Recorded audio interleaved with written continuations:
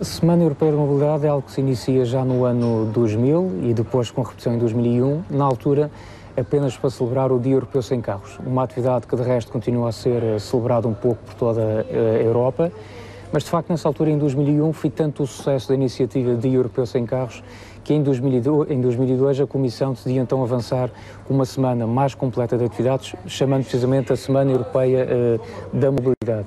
No fundo é um convite sobretudo às áreas urbanas, onde o problema da mobilidade se coloca com mais pertinência, para poderem fazer uma das três medidas possíveis que são propostas, que é celebrar a mobilidade durante uma semana inteira com atividades para a população, criar também medidas permanentes, isto é, medidas que perduram no tempo e que ficam mesmo após a passagem da Semana Europeia, ou então a celebração da Semana Europeia, do Dia Europeu Sem Carros. Portanto, nem todos os municípios adotam estes três blocos de atividades, podem escolher apenas um. Ainda assim, no ano passado, nós tivemos cerca de 20 municípios em Portugal, chamados parceiros Golden, que adotaram este esquema dos três blocos de atividades. Os transportes continuam a ser um setor-chave nesta questão das mobilidades? Sim, o setor dos transportes na União Europeia continua a ser um setor vital, não apenas para o nosso conforto e para a nossa utilização diária, mas também para a própria economia da União Europeia. Basta dizer, focando aqui alguns números, que, por exemplo, 1 em cada 20 postos de trabalho na União Europeia estão relacionados com emprego, direto ou indiretamente relacionados, portanto, com o setor dos transportes. Só também para dar uma ideia, cerca de 850 mil pessoas trabalham apenas nos transportes rodoviários, urbanos e suburbanos.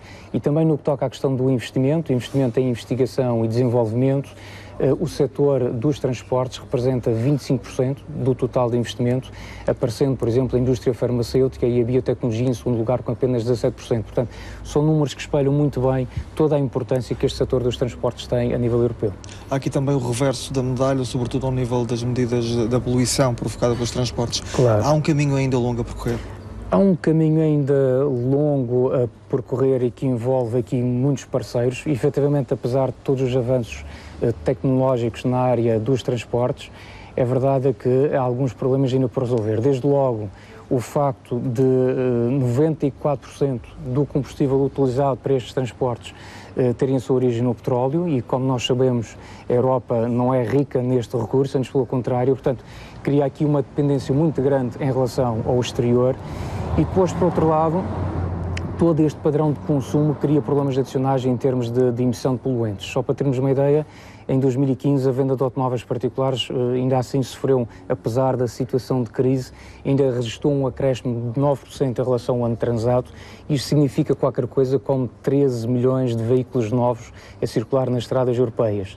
Destes 13 milhões, 52% eram veículos diesel e, portanto, por exemplo, os veículos elétricos, os veículos híbridos representam no total da União Europeia em 2015, em termos de vendas, representaram apenas pouco mais de 1%, 1,3%, havendo honrosamente alguns países, o caso, por exemplo, da Dinamarca, da Holanda, dos Países Baixos, onde este valor de vendas de veículos elétricos já alcança valores na ordem dos 12 pontos percentuais. Portanto, há aqui, de facto, um longo caminho a percorrer. A Comissão Europeia diz que, em média, o nosso parque automóvel tem emissões de CO2 na casa dos 135 gramas por quilómetro percorrido. A ambição da União Europeia é que até 2021 esta média possa baixar para 95 gramas de CO2.